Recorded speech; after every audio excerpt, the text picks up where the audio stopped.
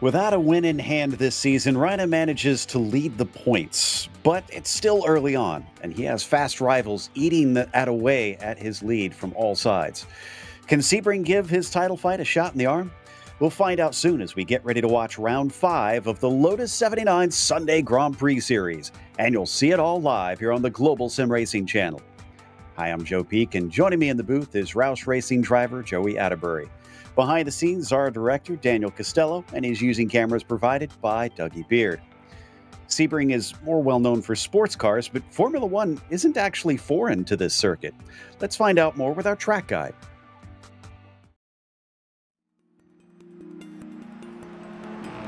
Welcome to Sebring International Raceway. Home to the 12 Hours of Sebring, one of the most grueling tests in endurance racing, this is a track which has earned a fearsome reputation among drivers. The circuit itself is located on the southeastern edge of the city of Sebring, Florida, and was built out of Hendricks Army Airfield shortly after World War II. 3 layouts are currently in use, ranging from 1.7 to 3.7 miles in length. The longest course, which is perhaps the most well-known with it being the one used for the famed endurance race, shockingly still contains portions of the original airfield surface. It's this aspect which has become a signature feature of the track, making it extremely bumpy for racing. Sunset Bend in particular nearly shakes cars apart while they attempt to navigate the high-speed 180-degree corner. As you'd expect for the side of an airfield, there's nearly no elevation change over the course of a lap, but many of the curves are dramatically tall and unforgiving, daring drivers to glance them yet not hit them directly. Thankfully, places to pass are plentiful, including spots like the Hairpin and Cunningham. However, the many fast, sweeping turns creates a dilemma for car setup, since a vehicle that's made too stiff could wind up bottoming out on the onerous bumps. In the end, if you have the wherewithal to withstand the track's rough nature, you're likely to fare well.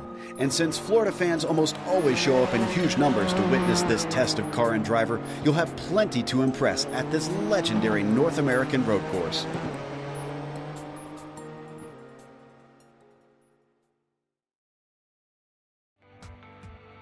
A real classic track for a classic car, Joey. I do enjoy seeing these 79s try to tackle this place.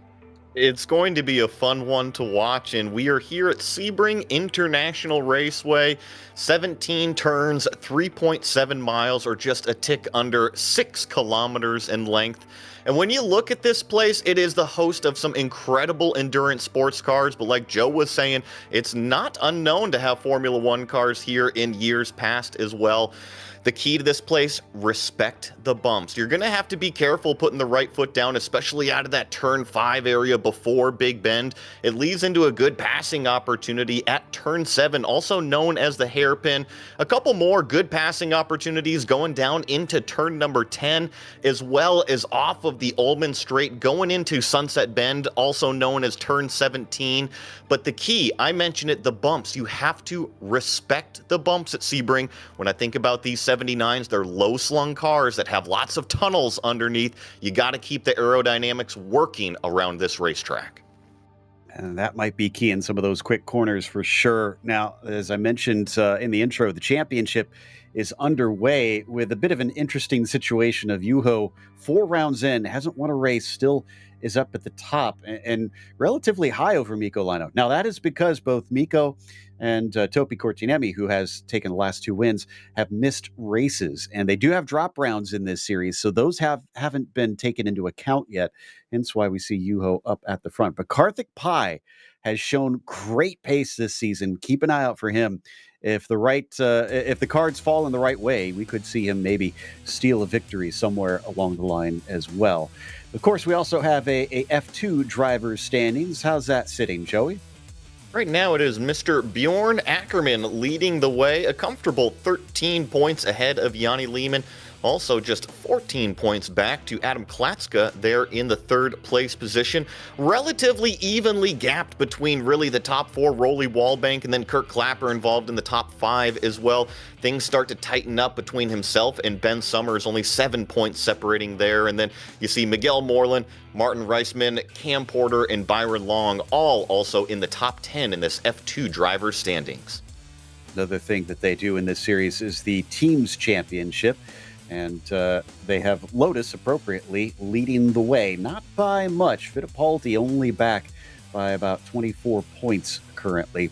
Osella following them a bit farther down where things tighten up between themselves and San Remo, with Alfa Romeo a bit of a leap, and then from there it really starts to drop through the rest of the field. Still looking for Charles Clough, Docking, Splitsky, and Irish International to take their first points of the season of these 15 teams.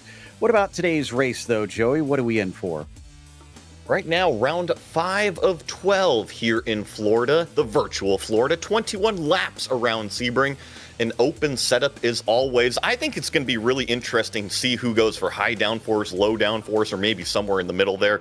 No spare car, and with the open wheel cars, you do have to respect everybody, not just the bumps on the track.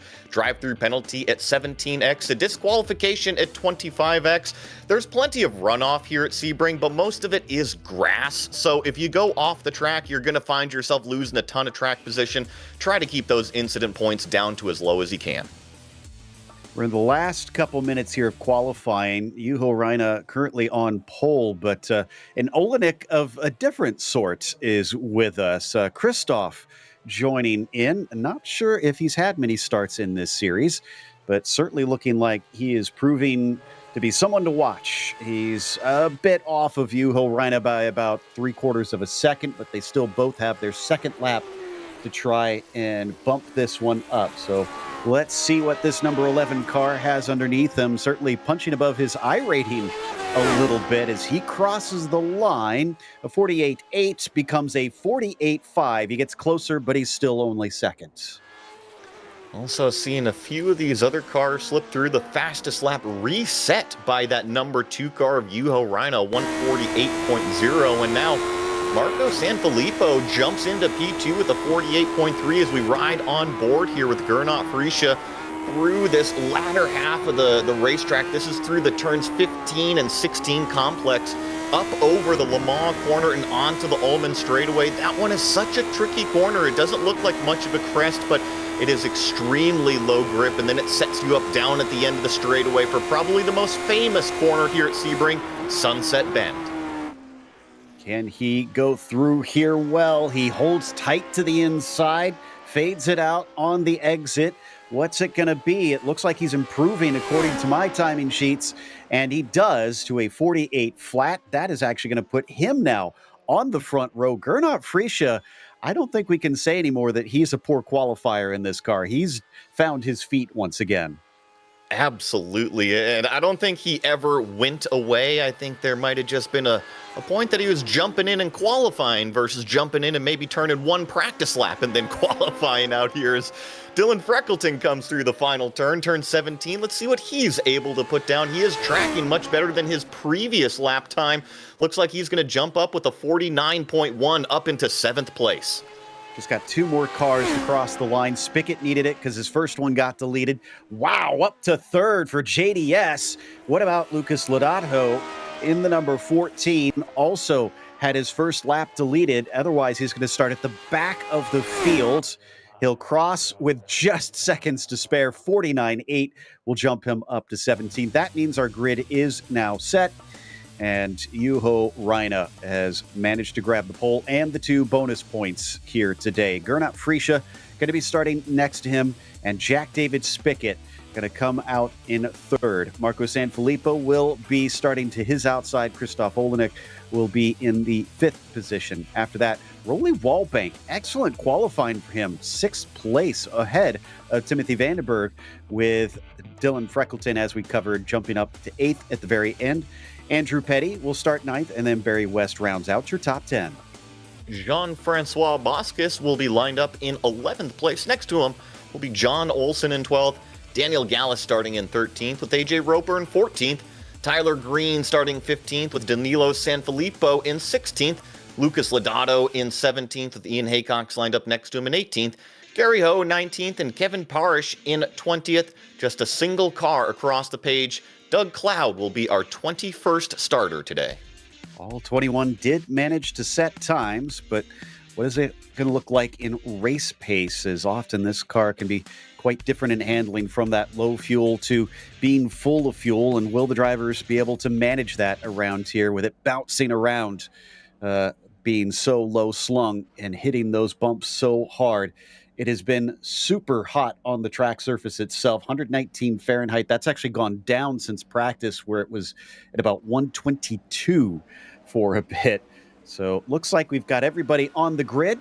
The lights are now up as the engines rev, and the green flag is out. They accelerate towards turn one. It is a very good start for the 11 as he already dashes into fourth, looking at maybe third place, but up at the front of it, Ronnie gets a good start. He's going to be able to hold off his challengers and retain the lead. Behind him, it looks like we are through turn one. I think it was Jack David Spickett that was able to sneak into that second place, and now Olenek actually sliding a little bit through turn three. He stacks up Sanfilippo behind him. The front three evenly separated as we head down towards the hairpin for the first time. A little bit of side-by-side farther down here, trying to vie for position down towards the safety pin. Vandenberg ducks to the inside a little bit ahead of them as they break. It looks like it's going to be Advantage Petty who keeps Wallbank at bay. He dropped 2 positions from the start. Up at the very front, it is still Reina, Spickett, Freesia. And there's a few little hiccups and stack-ups going on further in the back of the pack. Remember, these cars still do use an H-pattern shifter. Some of these guys have H-patterns on their rig. I've been seeing some misshifts going up through the gears and more cars flirting with the edge of the grass out there. Keep it on the racetrack, boys. Oh, unfortunately, 2 of them tangled John Olsen up into the air as the wheels touched. Thankfully, he does not wind up in the wall. I think that was with A.J. Roper. Coming through one of the faster sections here on the back side of the racetrack. This is leading into the turn 15 and 16 complex. I was talking about this one in qualifying. Doesn't look like much elevation, even though it's only about a foot or two. You definitely feel it trying to get the power down over that little itty bitty crest. We jump on board with Barry West in 10th place. Oh, accident right in front of him. Rolly Wallbank bashing into the side of Lucas Lodato. Lucas will fall back down to where he started, but he was making a great climb up to that moment. And that was just one car straight into the back of another. I didn't catch the numbers at the time as we're going 3 wide potentially into turn number 1. That's Tyler Green maybe losing out on a spot or two, but it actually puts him in a decent position going into turn number 3 here. How late on the brakes can he get? It's all mechanical grip here, so these cars actually kind of have to tiptoe through this slower section. Jean-Francois Boscus back there in 12th behind Tyler Green, trying to see if he can give chase. He still has A.J. Roper close behind him. Roper seems to have got away without damage from that little bit of contact, if it was in fact him that came together. Tyler holds ahead down into the hairpin, now accelerates away towards Cunningham. Starting to see a little bit more single file throughout the field, but that was a wild first lap. I was curious to see kind of the setups and the downforce levels that each of the competitors are going to bring here, because Sebring is definitely a mixed bag. I think the biggest thing is you just got to get the car to ride properly over the bumps so you can actually race the actual racetrack versus having to tiptoe around it. But once again, down the straightaways, you need the top-end speed. I think at Sebring, it's going to be a little bit more of a medium downforce track, as once again, Tyler Green trying to get around Rolly Wallbank. He's going to get to the inside and secure that position.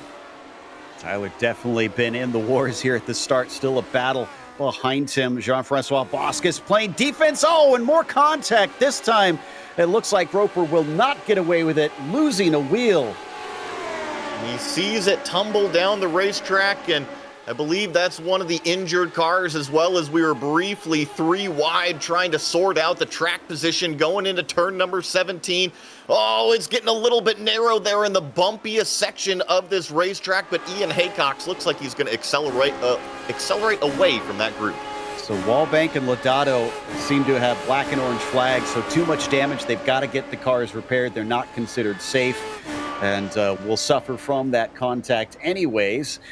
They'll trundle their way down towards their stalls, while up at the front we saw a brief moment of Spickett still chasing Reina. Meanwhile, we're checking in with the mid-pack. John Olsen This is him chasing on Daniel Gallus for 14th. I almost didn't notice Gary Ho back there because he doesn't have the purple car and purple helmet on. He's in a yellow Lotus today, so throwing me for a loop. Oh, I guess there's the purple helmet. I just didn't see it inside the yellow car. Yeah, now it becomes a bit more obvious. Definitely striking against that yellow paint scheme. Olsen being chased by that number 10, but John is down 3. Gary is up 3 from this start. What about Freckleton, who is, I think, chasing Andrew Petty here, just in front of him, and a sort of older liveried car, but maybe from a slightly different era of Formula One. This is the battle for 7th. And quite surprisingly, this is actually right where Freckleton had qualified. So remember, he put in that lap late in qualifying, jumped him up to 8th place position, and he's just kind of held station right here. He's chasing Andrew Petty, like Joe was saying, and Andrew's actually gone up a couple. So maybe Dylan didn't get in the practice time that he wanted, because usually we see him right there smack inside the top 5, or at least flirting with it. And really, he's been showing up on some more and more podium efforts as well. Look at the difference in line between them. We often talk about how Turn 17 offers you opportunities to take a variety of approaches, but that was just 2 extremes between them. When I drive Sebring in iRacing, I oftentimes find myself more in the middle of the road. It seems like it's a little bit smoother. I know that in person, I'm hugging that wall to the inside, so I do believe that, yeah, there's probably a few ways through Turn 17 here in iRacing. Dylan Freckleton still chasing on Andrew Petty for that 7th spot, but not going to be close enough this time, down into one of the best places to try and pass there at Turn 7 for the hairpin. We'll continue to see if he can hound him with plenty of racing left to go, only on lap 4. Just ahead of them, Vandenberg is getting ever closer to Marco Sanfilippo, who put in a great qualifying in that sort of salmon and black colored car just in front. Let's see if he's watching the mirrors or if he's focused forward. Yeah, cool to see not only Marco, but Danilo Sanfilippo out here as well. I know that the brothers are doing sim racing. Jake Sperry was talking about him just last week, I believe, when we were out there at Lime Rock. So really cool to see the Sanfilippos back. And really, Marco stepped up the game here this week. And here is that other one, Danilo. He's actually trying to make a move on Ian Haycox, or was that the other way around? Was Ian going through Sanfilippo? Double checking on that one. No, he's trying to make a move. Ian had a little bit of a slip up, it looks like, so now he's under threat. Danilo's got to be careful, though. That's Daniel Gallus just behind him. He could snatch that position up if Danilo finds himself going a little bit wide on corner exit. Ryan is setting the fastest lap of the race. Expect to see that continue to plunge throughout as these cars get faster while they get lighter. Who takes what line? Gallus seems to like your sort of hugged inside version. I think the problem, though, in the sim is that it's so bumpy on the inside. One other thing that we haven't even talked about, Turn 17 is more of a medium speed corner. I wouldn't call it super high speed. Oh, Daniel Gallus might have an opportunity defensive, though, from Sanfilippo right in the middle of the racetrack. What I was going to say, Joe, is that we could be dealing with a little bit of dirty air. So if we get a train of cars, kind of the natural offset might happen just trying to grab that clean air. That's a good point. Yeah, despite these being ground effects cars, they still have a pretty wicked breakup of the air behind them, and you'll see drivers struggle when they get close to one another unless they've got a significant pace advantage or they've set it up well. Gallus trying to do his best on that and see if he can get himself a nice over-under somewhere. So we jump back up to the Freckleton-Petty battle. Freckleton is still trying to get by, and a big slide from Andrew Petty in that number 8 coming out of what is the tower turn there. And I thought that might be a little bit more of an issue later in the race, but we were covering how hot the track temperatures are, nearly 120 degrees, and I think that this white and blue elf-themed livery car is definitely showing it. Look at the run Freckleton has coming down the back straightaway. Here he comes. He's got the slipstream coming up towards Sunset Bend. He's going to show himself a little bit. This will take very brave braking down into there. Andrew's going to hold to the outside, allow him through. I think he wants to cut back, but No, nothing doing there. It appears that Dylan has found the petty cure. Well, and look at the top-end speed from Andrew going down now. The front straightaway going to take the position back from Dylan Freckleton. So what I thought was going to be an interesting bag of setups is already showing itself. Dylan Freckleton definitely doesn't have the top speed in comparison to the car in front of him. So that tells me a little bit more wing. He's going to be faster through these types of sections. And that car in front of him is going to slip and slide a little bit more as well. Hunned too soon on that one. Right back through he goes. Gary Ho, in the meantime, down in 16th position, it appears, as we watch over his shoulder, looking at his inputs here. And coming up around Big Bend, he is currently chasing on John Olson. Again, like I said before, down 3 for John, up 3 for Gary, but they're still kind of stuck where they were last we saw them. This is tickling my brain a little bit here, Joe. Do you see the in-car that Gary Ho is providing us? That is a full motion rig that he's got going on over there. That is super neat. And I remember yesterday in the 49s, he had a little bit of an issue, and maybe it was just the motion that was getting to him because I don't remember seeing it move yesterday. Yeah, that's a good point. Ooh, Ian Haycox in a bit of a tussle here. I think that's Barry West. He's trying to go by. The two UK drivers going to duke it out for the 11th position, while behind them, Sanfilippo also dealing with Daniel Gallus. So 4 cars all together in a fight. Another one of our onboard cameras. And Ian Haycox showing us his inputs. He also has a special rig where he's got hand controls, as he only has 1 foot on that one. So it's always impressive seeing his speed. But he's going to just dive around the outside. There's your difference in setup. And Ian Haycox has trimmed it out clearly. And traditionally, the big cat, Barry West, does tend to go for more of a higher downforce setup, but I think it provides more confidence for the driver. It might not provide you that passing opportunity in the ideal braking zone like at the end of a straightaway, but when you're just driving by yourself or you're behind a car, you want the confidence that the car is going to do exactly what you want it to. When you turn the steering wheel, guess what? It's going to respond and it's not going to understeer. I think that's why most of these drivers prefer a little bit more of a higher downforce setup. Coming out of turn 5 now, Barry West can't quite keep up with Ian Haycox. Look like he is kind of on his way to try and run off now that he's taken that position. Down into the braking, they've been joined by another, potentially a couple, actually. Yeah, John Olson and Gary Ho are actually catching this fight. I think that's 7 cars. 1, 2, 3, 4, 5, 6 cars. I am not very good at counting today, but yeah, a good little 6-car pack here on lap number 7, only a third of the way here into the Sebring race. I have noticed that these Lotus 79 races, they've got some great action off of the start, and then they really try to settle into the kind of what I call the meat and potatoes section of the race, and you have to be consistent here. Otherwise, you're going to find yourself falling back pretty quick. Riding on the nose of Gallus. And they've actually pulled away from John Olson now that they've settled down a little bit. That's way wide for Sanfilippo, and not a place you often see passes. Gallus sneaks through and takes 13th position. Freckleton is slow down the back straightaway there, and maybe he was just trying to take a look, because I know that him and Andrew Petty have been going at this battle for quite some time, and what I was actually pretty curious about is the lap times between the two. I don't think that they're actually going to be catching anybody in front of them. Timothy Vandenberg about 8 seconds up the road from this Freckleton and Petty battle.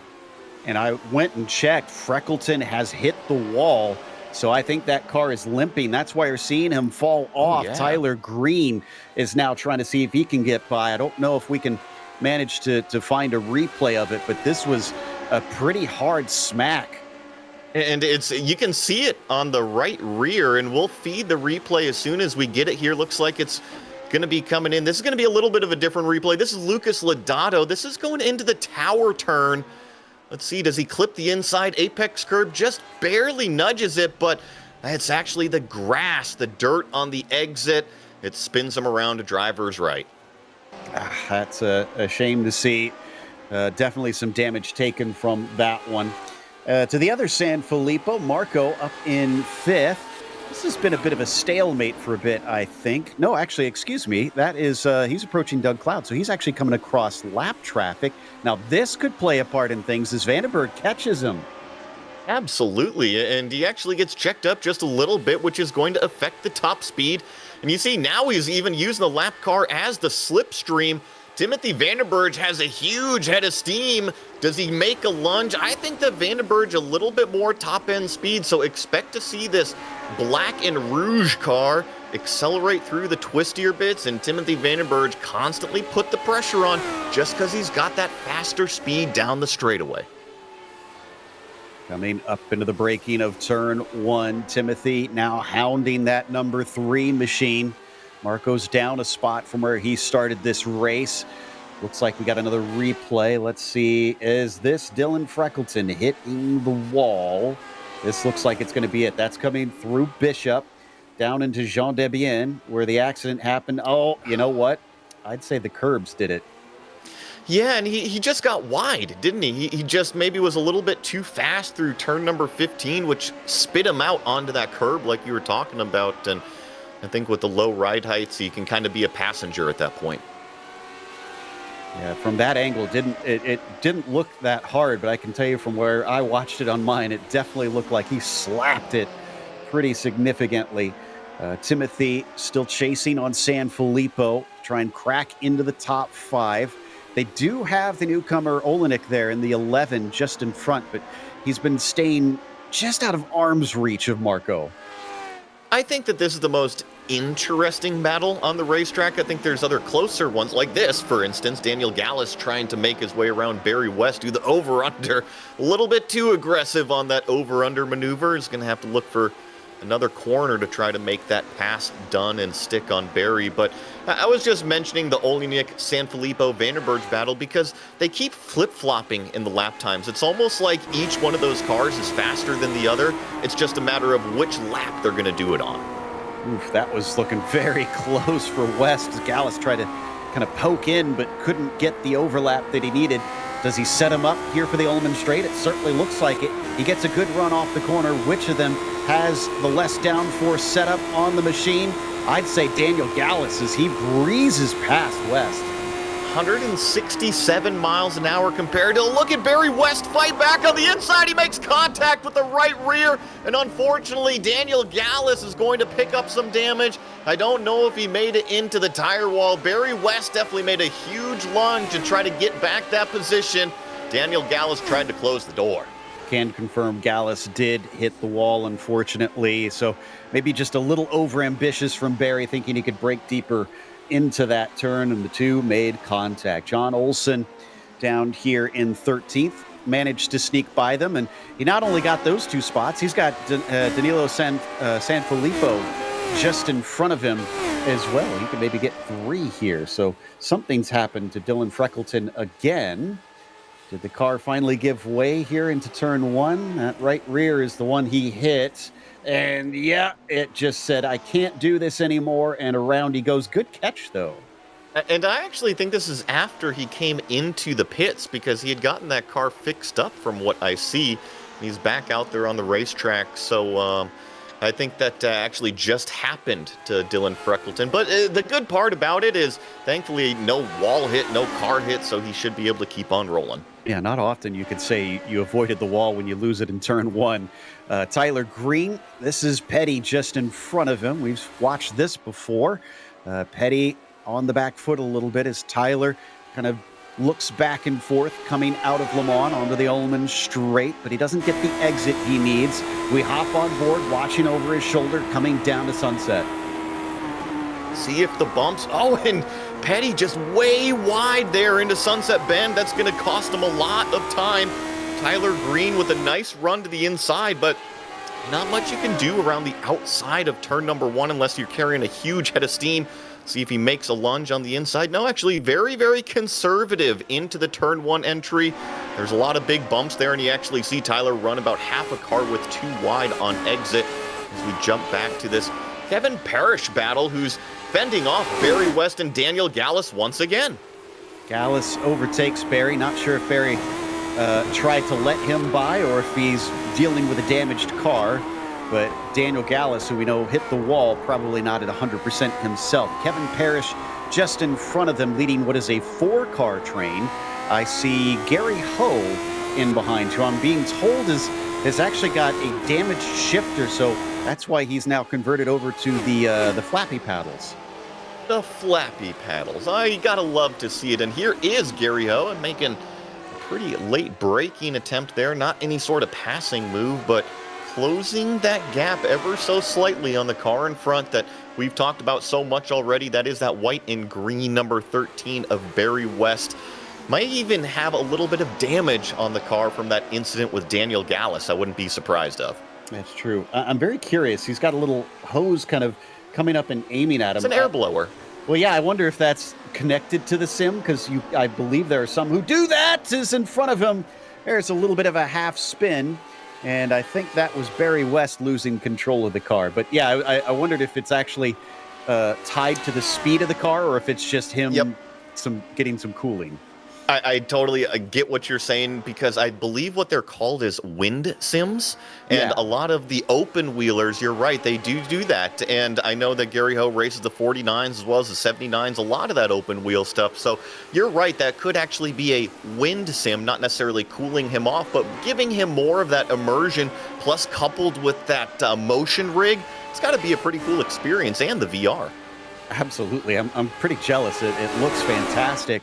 Meanwhile, Dylan Freckleton is still not out of the woods now. Danilo Sanfilippo has been trying to see if he can make a mistake. He does go wide coming out of turn 1. Doesn't fight it too hard as Sanfilippo slips up the inside, but he covers off before Olsen can sneak through. And it was my mistake earlier. I had called that Freckleton had come into the pits. He has not. He is limping around on a damaged race car. So how he's able to maintain this pace is beyond me, because on my screen, the right rear on Freckleton's car is completely pointed the wrong way. I know that on the broadcast, it looks relatively straight, but trust me, there is damage on that car. Only 2 cars have been in the pits and returned. Doug Cloud and Rolly Wallbank, both of them a lap down.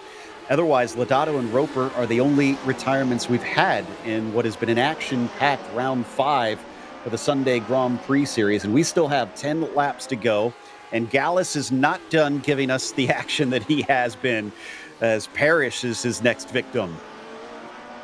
You kind of run, they can get Parrish actually gets a pretty good exit.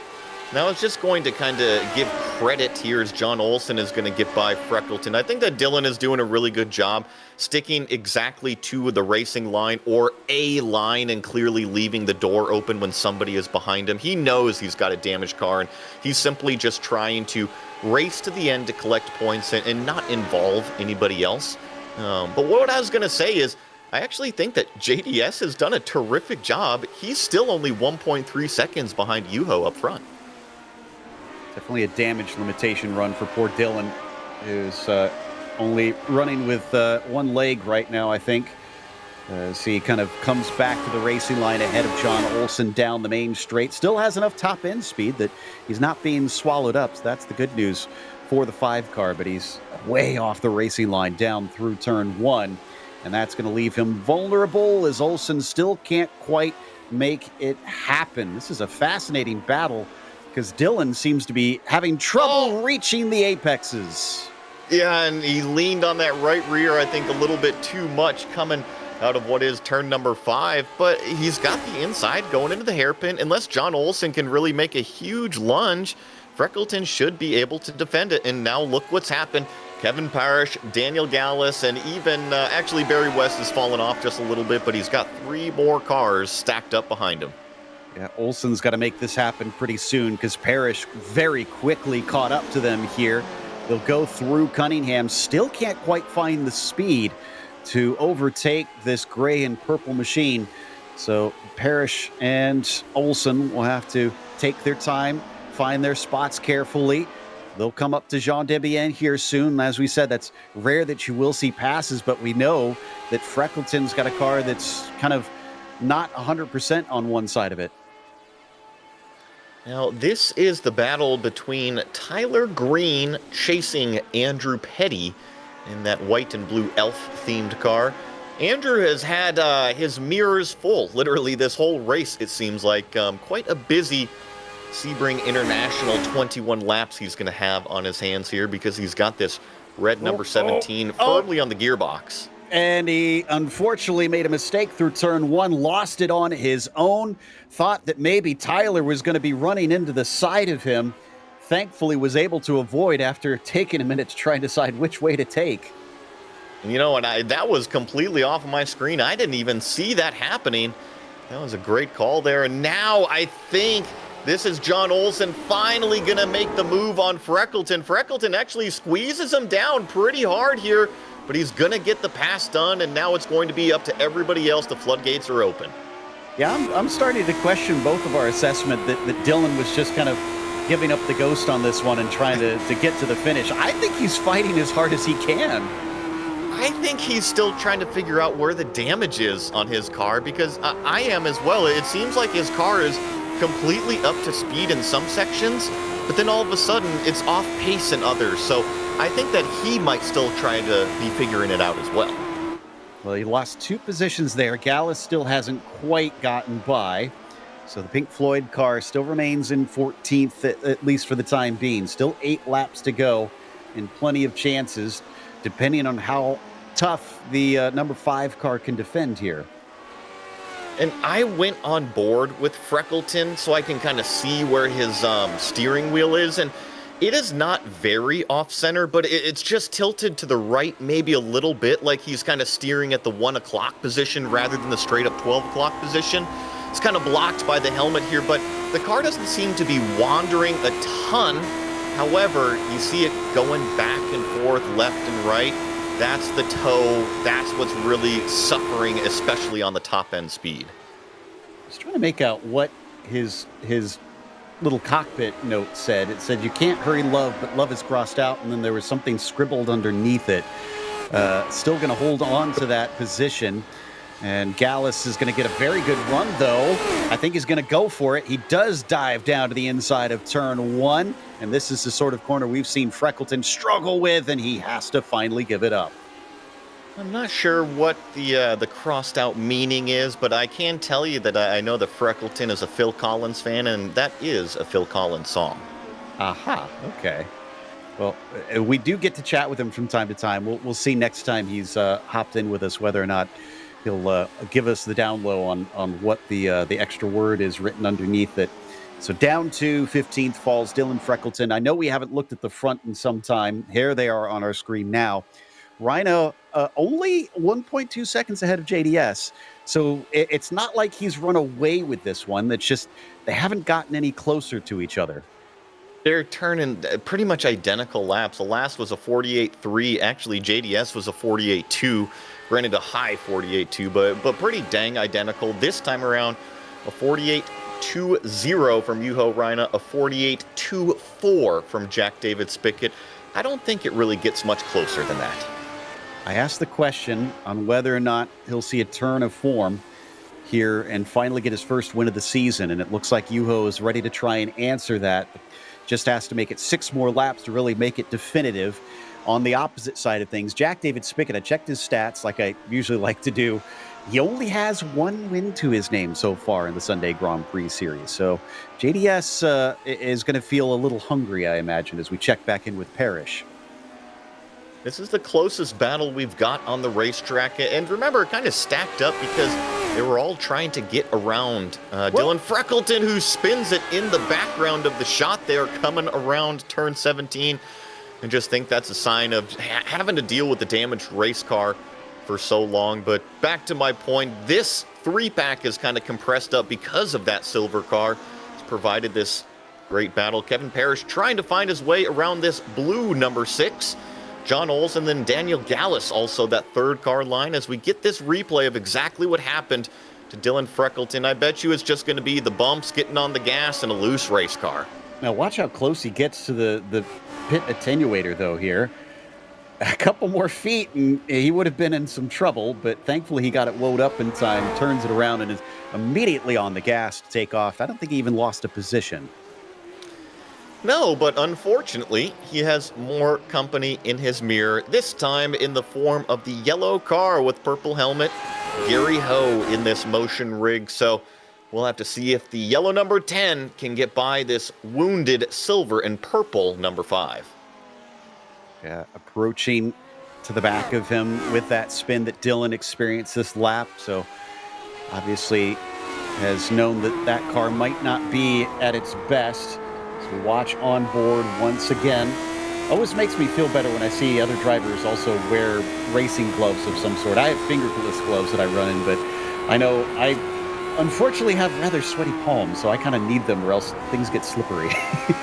And a lot of just racing wheels in general are Alcantara or suede type material, and they're meant to be worn with gloves, Joe. Honestly, if you get the sweat and stuff on that type of material, you have to brush it. You got to use certain things to really clean it properly. So yeah, if you've got a racing steering wheel with suede or a suede-like material, you are supposed to wear gloves with it.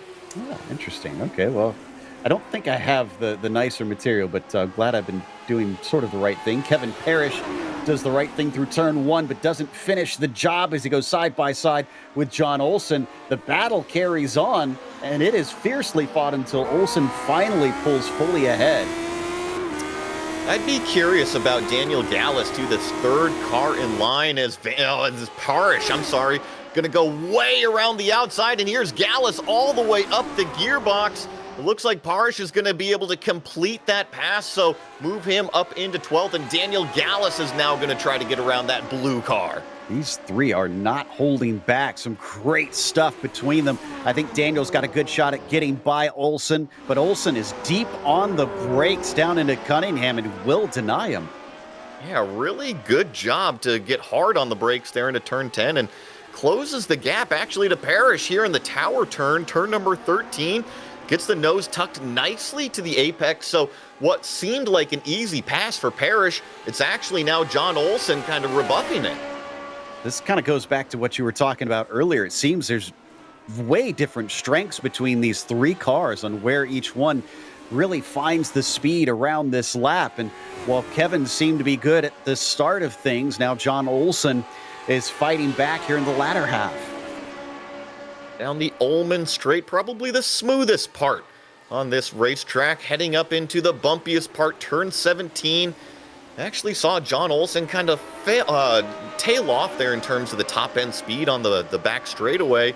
Gets a terrific run through turn 17, though, closes that gap back up, but I actually think it's Daniel Gallus, that third car in line, that's the highest top speed of the three. Takes a big look up the inside of turn 1. Can't quite get the car there, though. Parrish will hold him off under braking once again. John Olsen seems to really gain ground. If he gets anywhere near the gearbox of that 9, he could have a good chance coming down into a slow corner. And the closer you are, the more beneficial that slipstream really becomes.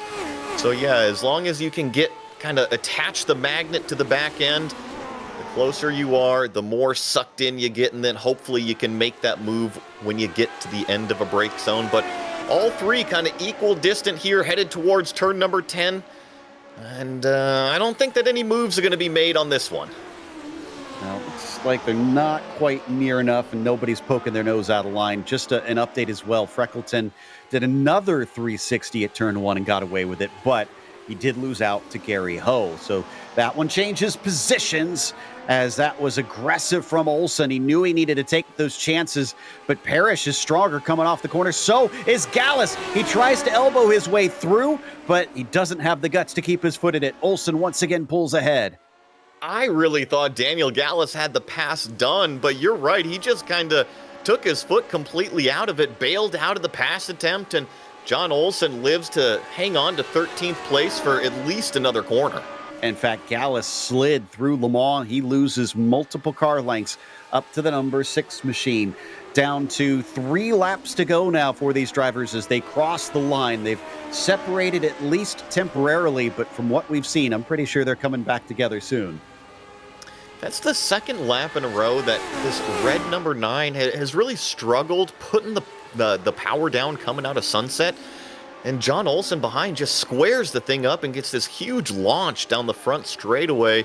I'm still trying to figure out just the difference between the two setups and where they're actually making the different speed. So far, turn 17 is the biggest standout corner for me. I wonder, too, I'm looking closer. I think there's some damage on the front wing of Olsen. I wonder if that's hurting his top end speed. So he might not be getting the extra downforce, but he may have already had it tuned into the car, and that's why he's struggling so much to make this pass. He knows the only chance he's got is trying to outbrake his rival. Now, this is another battle that has developed on the racetrack. So Ian Haycox is currently holding off Danilo Sanfilippo. This is the battle for the last spot inside of the top 10. So both of these cars actually having a tremendous race already. Ian up 8 positions, Danilo up 5 positions himself. Ian Haycox holding back Danilo. And like you said, both of them gaining quite a few positions. As we check in with Ian's camera, you can see that that brain just focused here on the end of this race, checking his mirrors, looking through the corners, watching and taking in everything, but doing quite well to hold Danilo at bay. You know what I was going to make the comment of watching him? Look at how nonchalant he is. He seems concentrated in the corners, right? But he seems very calm and comfortable behind the wheel, and that's exactly what you want out of the racing car driver. You don't want him stressed. You want his brain working at 100%. And from my time getting to know Ian, that sounds about right. He is kind of a very casual character, and he'll need it here because the pressure is now being laid very thick by Sanfilippo. And despite giving him room at the apex, Ian still holds on to that 10th place.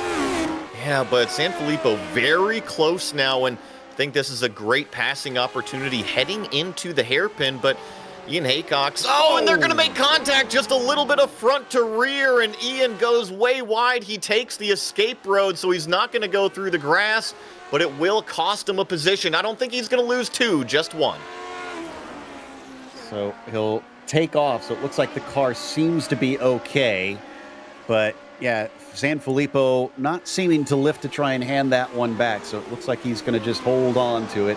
As John Olsen back to this fight once again, still haven't changed spots. Oh, but is Ian maybe damaged? The car being swallowed up pretty quickly here.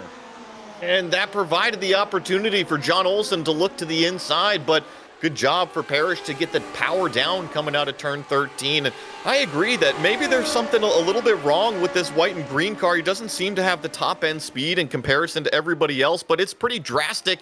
And there he is wide through 15. He's probably going to check these guys up through Le Mans as well and onto the back straightaway. Another big wiggle, but I think Parrish is going to be able to draft right on by. Yeah, I think Danilo running into the back of that car may have damaged the suspension a little bit, because you saw it try and gather it up through Le Mans. He's a little timid coming down into Sunset Bend, which is understandable. And as they carry on through there, easily overtaken around the outside by Olsen. It was pretty brave from John Olsen there to go around the outside, but you know, Ian Haycox has great respect for every car and driver out there. That's one of the drivers that you can go ahead and do that to. As Juho Raina has just got a couple corners left, and then he's going to collect a checkered flag. And all the excitement, yeah, he's taking the white with the 1 to go signal. And despite it still being stuck at just over a second between himself and JDS, Juho has soaked the pressure and basically just taken it all in stride as the number 2 comes around the final corner. It took him a while to finally get that first win of the season, but our points leader will extend that gap, getting victory in Florida. Well done to that number 2 car, and credit to Jack David Spickett. I really do think that that's one of his best races so far. Gernot Frisha here in the white and blue number 1 will round out the podium. The 11 with the top 5 here, getting 4th place as he's followed by Marco Sanfilippo. That's a good sign for him if we see him return. Vandenberg is going to beat Tyler Green in the end as up 8 positions. Not quite our hardest charger as things stand right now, but still pretty impressive from this number 17. Got to put the power down, and there he sees Barney waving that checkered flag, drive right across the line, and a few more cars to come across and finish up this race. Now, this is checking in on Kevin Parrish and the John Olsen, Daniel Gallus battle. Daniel's actually looking down to the inside of John Olsen right behind Kevin Parrish here. I don't think he's going to get the job done, so John Olsen, with a scrap on his hands, the back half of the race will finish in 12th. Yeah, Parrish with the most positions gained by 9 out there. Fantastic. And interesting words being exchanged between drivers after the finish line. Yuho said, "Jack, you had me sweating." So it may not have been as calm on the inside as it looked from the outside. Oh, man. Yeah, it's always good to have a good, solid race like what Jack David Spickett had up front. You saw Dylan Freckleton cross the line. Probably not the race that he wanted to have with all of that damage on the right rear. And I believe Rolly Wallbank, this car right here, is going to be the last car to finish today's race. Yeah, Doug Cloud finished behind him, but they were on different laps for that one. So that means our finishing order has completed. Let's go through and see how that resulted. Reina taking the victory over Spickett by just about a second. Gernot Friesche not too far back as well. It sounded like Jack was also a little bit nervous about Gernot behind him for much of the race. Olenek finishing 4th, a bit of a distance back, with Sanfilippo finishing P5. Vandenberg was 6th, followed by Tyler Green in 7th and Andrew Petty in P8. Jean-Francois Boscus, we didn't check in on him a lot, but he gets a top 10 ahead of Sanfilippo, who finishes those 10 cars. Then was our biggest mover, that red number 9 of Kevin Parrish. He went up 9 positions conveniently, started 20th, finishes in 11th. John Olsen finishing 12th back here, with Daniel Gallus going to go ahead and finish 13th. Ian Haycock's 14th. Gary Ho 15th. Dylan Freckleton with the wounded car comes across in 16th. Barry West 17th, the last car on the lead lap. Then he had Rolly Wallbank 2 laps down. Doug Cloud, who did cross the line, 3 laps down. And then, unfortunately, for Lucas Lodato as well as AJ Roper, they did not finish today's race. Yep, those top 3 only seen a single position change between Jack and Gernot out there. But despite that not being as exciting, boy, the mid-pack and the back of the field gave us plenty to talk about. I'm loving these bigger split sizes. I think it went up to, what was it, like 38, I think is our max entry count now for these Lotus 79. So when we split, yeah, we get 20 plus cars out here. So we get the front pack, we get the mid pack, we get the back pack battle. So I think you're right. Just all over the place. Might have been a little bit spread out inside the top 5, but holy smokes, the rest of it was racing. Certainly was. I'm looking at Christoph Olenek, Timothy Vandenberg, Tyler Green. All of them had iRating outside the top 10 and yet finished within the top 10. So wonderful job from them. Was waiting to see if we'd get Reina ready to talk to us, but haven't seen him join in. Not sure if we want to give it a little bit longer to see if we can talk to a few of our finishers. So yeah, we'll wait just a second. Jack, I imagine, might want to come and chat with us. We usually see Gernot also jumping in here, so I expect to see them pretty soon. Next Joe, race. Yeah, I was actually just going to say that because I wanted to talk about Indianapolis, which is the next race. I think that with these cars is going to be so dang cool. We see Indy cars in real life race Indianapolis, and it provides awesome action on the road race track. And I think with the downforce levels, the power levels, the grip levels that these Lotus 79s have, that is going to be an awesome race. The thing that interests me, too, is if I'm seeing this correctly, they've elected for the 2009 version of the road course. So that is with the oval turn 1. I have personal experience on that one. Yeah, that is the big difference there is that it is a much longer flat-out section from the last braking zone up into turn 1. So that's going to make for a wild bit of draft battles on the oval portion. I think it's just going to set up the classic talking point of the downforce. It is so crucial in the 79s to have a fast car, but where do you want it fast? Do you want it fast in the confidence in the turns, or do you want it fast doing 200 miles an hour down that Indianapolis front straightaway? Well, I don't think we're going to get the top two. I'm checking their chatter. For Yuho, he says he needs a shower. And Jack has a football match that he wants to watch. So I don't blame him. You know, sometimes you want to get in and check your favorite team. But maybe we'll get Gernot in, our third place finisher, and see if he wants to come and talk to us. Otherwise, I don't think we're going to be getting our first and second place finishers on this race. But yeah, I'm excited for Indianapolis. Always love when we visit there, either on the road course or on the oval. I don't think we'll get these cars on there. I know some of the drivers had been asking for oval races, but sounds like we're not getting Gernot. So let's close it out with a big thank you to the Lotus 79 community in general, as well as to our team today, Joey, Daniel, Dougie, and Christian.